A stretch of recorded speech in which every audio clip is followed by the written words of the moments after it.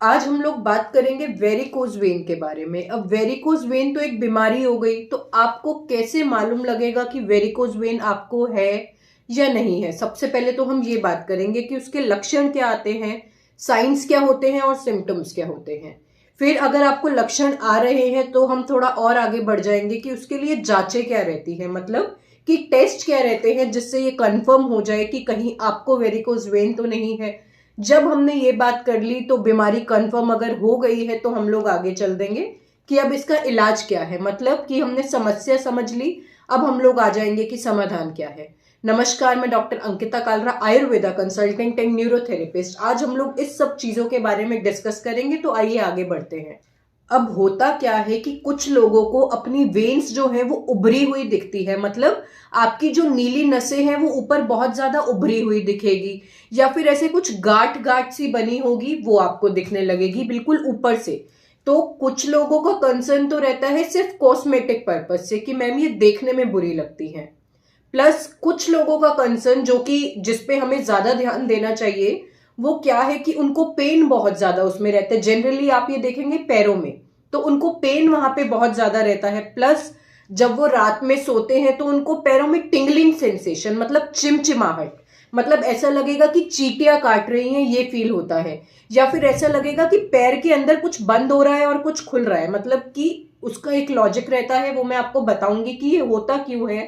तो ये भी पेशेंट को फील होता है। या फिर हमेशा उसे ऐसा लगेगा कि उसके पैर में किसी पॉइंट पे कुछ इकट्ठा हो गया है, मतलब कि ऊपर से और नीचे से कुछ आ रहा है जो वहां पे इकट्ठा हो रहा है और उसको पूरे पैर में भारीपन फील होता है। तो ये सारे सिम्टम्स जो हैं ये पेशेंट को आते हैं। सबसे पहले नसें उभरी हुई दिखेंगी, फिर साथ में ये जो सिम्टम्स है ये सब देखने को मिल जाते हैं। अब मुद्दा क्या आता है कि लक्षण जो है ये आ क्यों रहे हैं, मतलब ये लक्षण पेशेंट को दिख क्यों रहे हैं। बहुत सरल भाषा में समझते हैं। देखिए, आपके पैर में जो खून था वो यूज होके जो गंदा हो गया है वो ऊपर जाएगा आपके दिल की तरफ साफ होने, ठीक है। और जो आपके दिल से अच्छा खून है जो आपके पैर को सप्लाई होना है वो नीचे आ रहा होगा। तो ये दो चीजें, दो तरह के खून अपोजिट डायरेक्शन में जा रहे हैं, एक ऊपर एक नीचे। तो ये खून आपस में ना मिल जाए, इसीलिए यहाँ पे एक आप लगा लीजिए, एक लॉक होता है, एक वॉल्व होता है जो कि बंद हो जाता है तुरंत ताकि ये खून ना मिल जाए। अब किसी भी तरीके ये वॉल्व, ये लॉक खराब हो गया तो आपका अच्छा और गंदा खून इकट्ठे मिल गया, जिसकी वजह से क्या हुआ, वहां पे वो जो खून था वो फ्लॉट कर रहा है, मतलब अच्छा और गंदा खून मिल गया, जिसकी वजह से वहां पे आपकी जो नस थी, जो वेन थी, वो फूल गई, जिसको आप बोल रहे हैं सिंपल सी भाषा में वेरिकोज वेन। ये तो हो गई साइंटिफिक टर्म्स में बात। अब बिल्कुल सिंपल वर्ड्स में क्या बोलेंगे वो भी समझ लेते हैं। आप सभी के घर में टैप होगा, टैप मतलब नल। आप नल को, टैप को जब नीचे से देखेंगे तो एक जाली वहां पे लगी रहती है। उस जाली का काम क्या है कि टैप के अंदर की गंदगी, मतलब मिट्टी कंकर जो भी है वो अंदर रहे और जो आपका पानी है साफ पानी होके बाहर आए। अब किसी भी तरीके उस जाली में मानो हल्का सा छेद हो गया कि वो जाली कुछ परसेंट कहीं से खुल गई, तो क्या होगा, खुद दिमाग लगाइए कि आपकी जो अंदर मिट्टी कंकड़ थे वो तो आ रहे हैं, मतलब गंदगी आ रही है, साथ में पानी आ रहा है, तो आपको दोनों चीजें मिक्स होती दिख रही है ना। सेम चीज हो रही है आपकी वेरिकोज वेन में। अब कुछ कुछ ये क्लियर हो गया कि बीमारी है क्या, जो कि क्लियर होना बहुत जरूरी है। जब तक समझोगे नहीं दिक्कत क्या है तब तक इलाज कहां से करवा लोगे, आप नहीं करा सकते हो, इसीलिए बीमारी समझना बहुत ज्यादा जरूरी है। तो अब ये क्लियर हो गया, तो अब आते हैं कि अब कौन सी जांचें हम कर लें जिससे कंफर्म हो जाए कि जो हमारी नसें फूली है वो वेरिकोज वेन है क्या। कुछ हद तक तो आपके डॉक्टर अपने सेटअप पे ही एग्जामिनेशन करते हैं जो कंफर्म कर देते हैं कि ये वेरिकोज वेन है।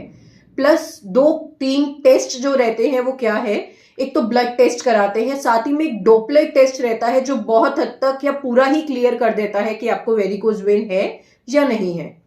अब हमें ये तो समझ आ गया कि बीमारी क्या है, लक्षण क्या है, साथ ही में जांचें क्या है। अब चलते हैं कि अब ऐसा हम क्या ना करें कि हम वेरिकोज वेन के पेशेंट बन जाए, या फिर आपको वेरिकोज हो गया है तो आपको किन चीजों से बचना है।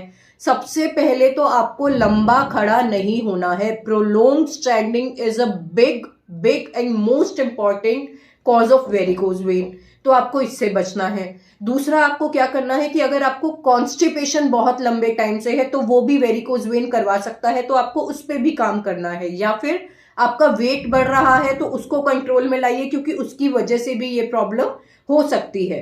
अब अगर वेरिकोज वेन हो गया है तो घर रहते आपको क्या करना है, सबसे पहले तो आपको एक आदत बना लेनी है कि रात में आप जब भी सोएंगे आपको अपने पैरों के नीचे 2 तकिए लगाने ही लगाने हैं। इससे क्या होता है, ये आपका ब्लड सर्कुलेशन बहुत ज्यादा इंप्रूव करता है।